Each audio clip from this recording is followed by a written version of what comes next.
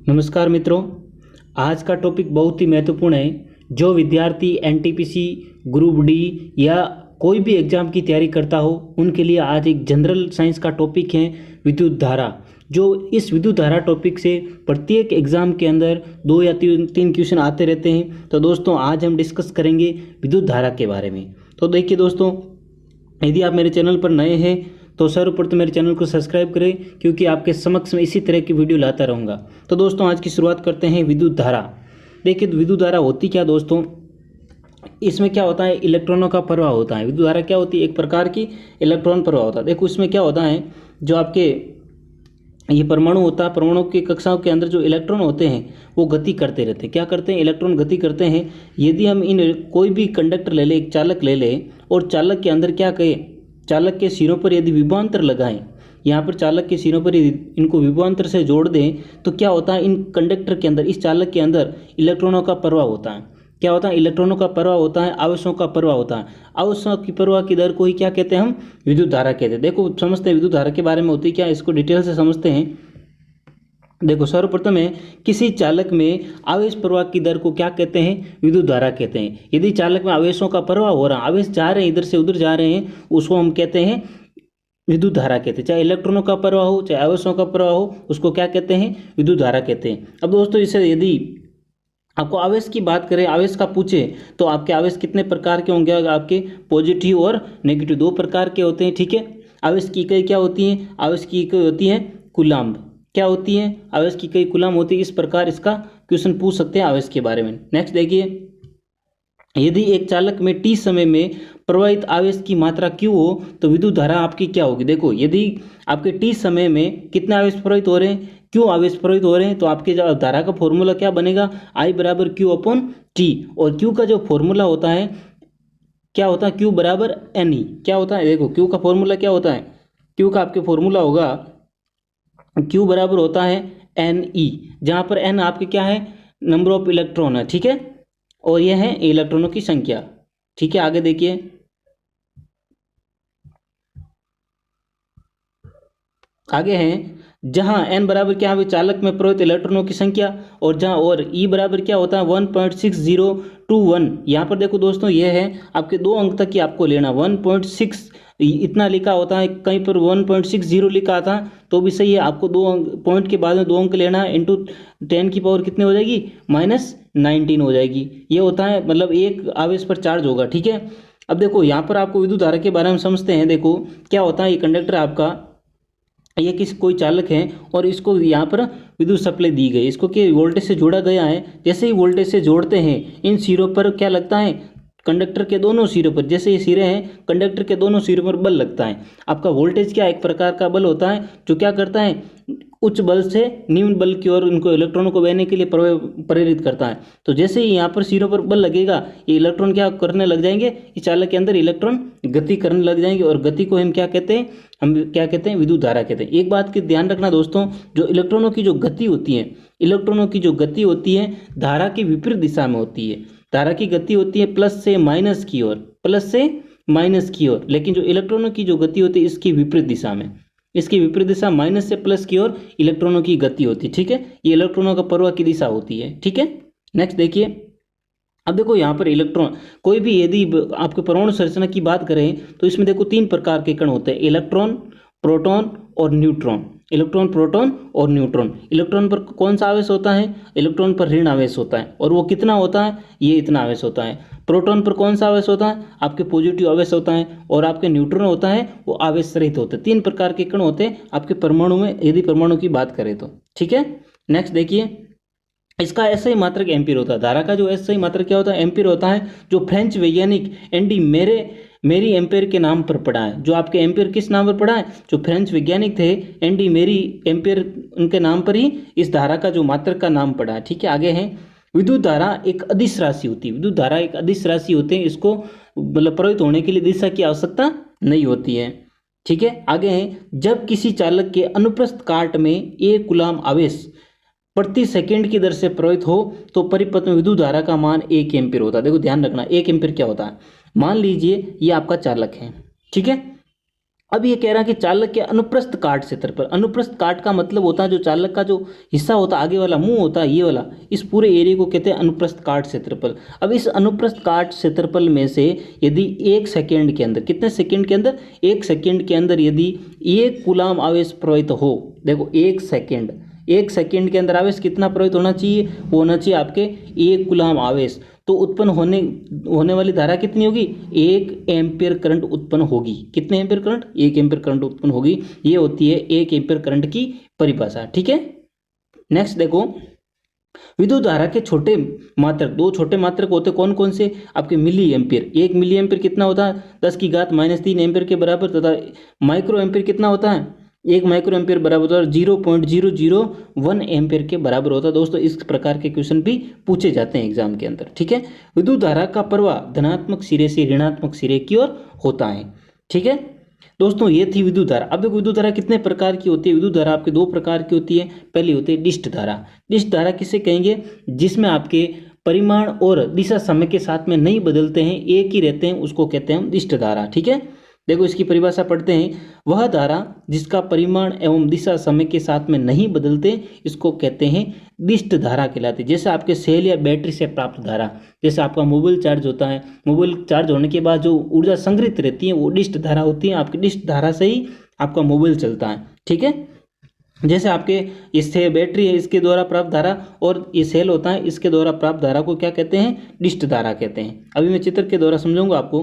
प्रत्यावर्ती धारा किसे कहते हैं, मतलब इसका परिमाण और दिशा समय के साथ में चेंज होते हैं। अब वो चेंज कैसे होता है, देखो आपको बता देता हूँ चेंज कैसे होते हैं, एक डायग्राम की सहायता से आगे बताऊंगा। देखो, वह धारा जिसका परिमाण एवं दिशा समय के साथ में परिवर्तित होती है प्रत्यावर्ती धारा कहलाती है। जैसे आपके डायनेमो से प्राप्त धारा को क्या कहते हैं, एसी धारा कहते हैं। अब देखो यहाँ पर इस प्रकार की धारा को कहते हैं हम, यहाँ पर देखिए ये आपके टाइम का एक है, यहाँ पर टाइम है। ठीक है, अब टाइम के साथ में देखिए यहाँ पर 0 से शुरू हो रही है, ये धारा ने अपना उच्चतम मान प्राप्त किया, वापस यहाँ पर इस लाइन पे 0 हो गया, और वापस यहाँ पर उच्चतम मान प्राप्त करते हुए 0। देखो नीचे यहाँ पर जो आपको दिख रहा है ये आपका नेगेटिव है, और जो ऊपर वाला जो भाग दिख रहा है ये पॉजिटिव है। तो कहने का मतलब है परिमाण और दिशा दोनों चेंज हो रही। देखो दिशा पहले देखो धनात्मक थी, फिर ऋणात्मक हुई, परिमाण भी चेंज हो रहा, उच्चतम मान प्राप्त किया, आपका न्यूनतम मान प्राप्त किया, वापस उच्चतम मान प्राप्त किया, न्यूनतम प्राप्त किया, इसको कहते हैं हम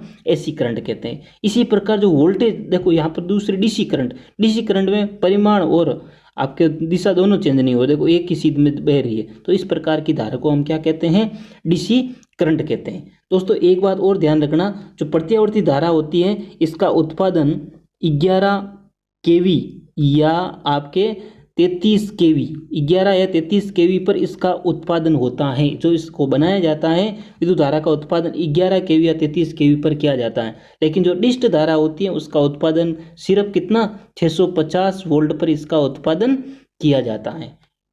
अब ठीक है, तो ये होती है एसी और डीसी। आगे देखो धारा घनत्व क्या होता है।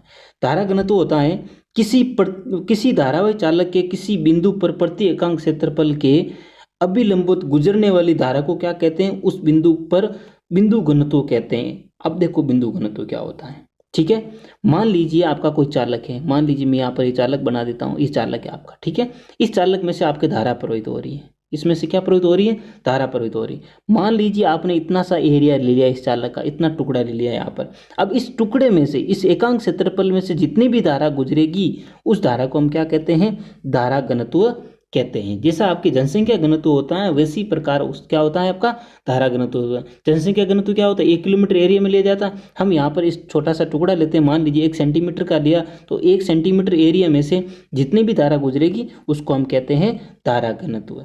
ठीक है, इसको किससे प्रदर्शित करते हैं, इसको जे से प्रदर्शित करते हैं। नेक्स्ट देखिए धारा घनत्व का जो फॉर्मूला क्या होता है, विद्युत धारा बटा क्षेत्रफल। जितने क्षेत्रफल में से विद्युत धारा गुजरेगी वो आपका क्या है, धारा घनत्व है। ठीक है, इसका ऐसा ही मात्रा क्या होता है, एम्पियर मीटर स्क्वायर होता है। एम्पियर मीटर स्क्वायर होता है, यह एक सदिश राशि होती है। धारा घनत्व एक प्रकार की क्या होती है, सदिश राशि होती है, इसको दिशा की आवश्यकता पड़ती है। नेक्स्ट देखिए विद्युत विभव। विभव क्या होता है, वोल्टेज क्या होता है। देखिए मान लीजिए वोल्टेज क्या होता है, आपको मैं समझा देता हूँ। देखो ये आपका क्या है, एक विद्युत क्षेत्र है। क्या है, विद्युत क्षेत्र है। क्या है, विद्युत क्षेत्र। और आपका एक आवेश पड़ा है यहाँ पर, मान लीजिए क्यू आवेश बाहर पड़ा है, और आपको बोल दिया जाए इस आवेश को इस विद्युत क्षेत्र के अंदर यहाँ पर एक बिंदु है ए, यहाँ पर आपको इसको लाना है। तो आपको क्या करना होगा, इसका आप क्या करोगे, इसको उठा के इस बिंदु पर लेके आओगे। तो आपको इस आवेश को इस विद्युत क्षेत्र में स्थित बिंदु तक लाने में आपको क्या करना पड़ेगा, कुछ ना कुछ कार्य करना पड़ेगा। यहाँ से यहाँ तक आप लेके आओगे इस आवेश को, तो आपको कार्य करना पड़ेगा। जो कार्य आपके द्वारा किया गया है वही आपका क्या होता है, विद्युत विभव होता है। ठीक है, अब इसकी परिभाषा की समझाओ। देखो, किसी एकांक आवेश को, ये एकांक आवेश के विद्युत क्षेत्र में स्थित, ये विद्युत क्षेत्र में स्थित कोई बिंदु है ए, इस बिंदु ए तक लाने में किया गया कार्य आपका क्या कहलाएगा, विद्युत विभव कहलाता है। देखो दोस्तों, परिभाषा पढ़ते हैं इसकी। है किसी एकांक आवेश को अनंत से विद्युत क्षेत्र के एक बिंदु तक लाने में किया गया कार्य आपका क्या कहलाता है, विद्युत विभव कहलाता है। ठीक है, इसका ऐसे ही मात्रा क्या होता है, वोल्ट होता है। यह एक अदिश राशि होती है, वोल्टेज भी आपकी क्या होती है, अदिश राशि होती है, इसकी कोई दिशा नहीं होती है। ठीक है, अब देखो मैं आगे और समझाऊंगा आपको। अभी वोल्टेज आखिर होता क्या, देखो वोल्टेज, मान लीजिए एक दूसरा उदाहरण लेता हूं मैं। यहाँ पर देखो दोस्तों, आपका पानी भरा हुआ है, मान लीजिए पानी, देखो पानी भरा हुआ है, क्या भरा हुआ है, पानी भरा हुआ है। ठीक है, और यहाँ पर एक नल लगा हुआ है, क्या लगा हुआ है, नल लगा हुआ है। यहाँ से इस नल से पानी यहाँ से बाहर आएगा। तो आपको क्या है, जो पानी है, इस पानी को आप मान लीजिए आवेश, क्या मान लोगे, आवेश मानोगे, क्या मानोगे, आवेश। और यहाँ पर आपको क्या करना है, प्रेशर देना, ऊपर से क्या दाब लगाना है, क्या लगाओगे आप, दाब लगाओ। जैसे ही दाब लगाओगे ये पानी क्या करेगा, इस नल के द्वारा क्या बाहर आएगा, एक धारा बनेगी, एक प्रवाह बनेगा, पानी इस नल के द्वारा बाहर आएगा। जो ये प्रवाह बन रही है, इस प्रवाह को हम कहते हैं, जो आवेशों का ये प्रवाह बन रहा है, इस प्रवाह को कहते हैं करंट। क्या कहते हैं हम, करंट बोला जाता है। और जो ये आप दाब लगा रहे हो, ये दो दाब हैं, इस दाब को कहते हैं हम विभव। क्या कहते हैं, विभव बोला जाता है, वोल्टेज बोला जाता है। ये प्रवाह जो आपका है, ये प्रवाह हो गया करंट, और जो आपका दाब लग रहा है, ये दाब हो गया आपका विभव। क्या हो गया, विभव हो गया। तो दोस्तों आशा करता हूं ये आपको अच्छे से समझ में आया होगा वोल्टेज। देखो इस दूसरे चित्र में आपको समझा रहा हूं। ठीक है, आपको ये चित्र दिख रहा है, ये कंडक्टर का है, एक प्रकार का क्या है, कंडक्टर, एक तार है। इस तार के अंदर देखो आपको पॉजिटिव आपके आवेश दिख रहे हैं। तो ये विभव का काम क्या होता है, इन पॉजिटिव आवेश को यहाँ से धक्का देना, मतलब यहाँ पर इन पर दाब लगाना। जैसे ही दाब लगेगा ये आवेश क्या करने लग जाएंगे, या प्रवाहित होने लग जाएंगे, इसके अंदर प्रवाहित होने लग जाएंगे। जैसे ही प्रवाहित होंगे तो आपकी क्या आवेशों के प्रवाह को हम क्या कहते हैं, करंट बोला जाता है, विद्युत धारा बोला जाता है। ठीक है, तो विभव का काम ये होता है कि आवेशों को एक स्थान से दूसरे स्थान तक जाने में सहायता करना, उसको उस पर दाब लगाना। विभव पर दाब किस ओर लगता है, हमेशा उच्च दाब से निम्न दाब की ओर ये दाब लगाता है। ठीक है, ये होता है आपका दोस्तों विभव। ठीक है, आगे देखो, आगे है विभवांतर। देखो नाम से स्पष्ट है, विभवांतर। अब देखो होता क्या विभवांतर, मान लीजिए आपका एक कंडक्टर है। ठीक है, इसका ए है सिरा, दूसरा सिरा है बी, कोई आवेश क्यू है यहाँ पर पड़ा है।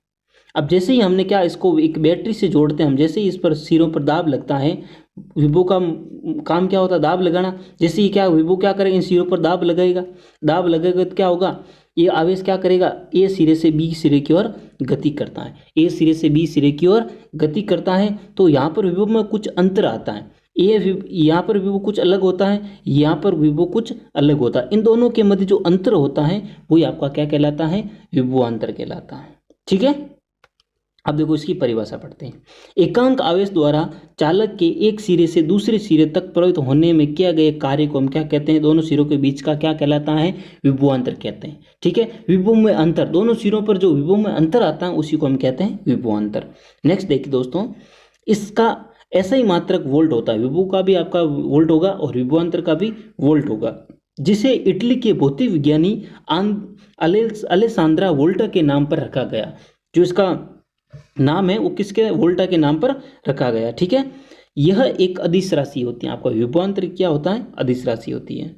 यदि किसी विद्युत धारावाही चालक के दो बिंदुओं के बीच एक कूलाम आवेश को एक बिंदु से दूसरे बिंदु तक ले जाने में 1 जूल कार्य किया जाता है, तो उन दोनों बिंदुओं के बीच विभवांतर का मान कितना होगा दोस्तों, 1 वोल्ट होगा। 1 वोल्ट का मतलब देखो कैसे, एक तार है, आपका चालक है, इस चालक में आपको अभी मैंने बताया जो क्यू आवेश है, इस क्यू आवेश को आपको क्या करना है, ये बिंदु बी है यहाँ पर, इस बिंदु बी तक यहाँ से आपको यहाँ तक लाना है।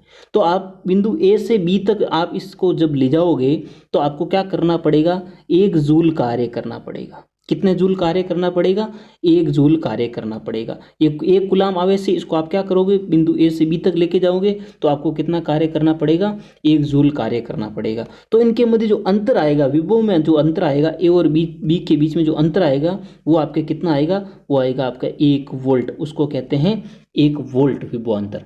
ठीक है, ये होता है 1 वोल्ट विभव अंतर।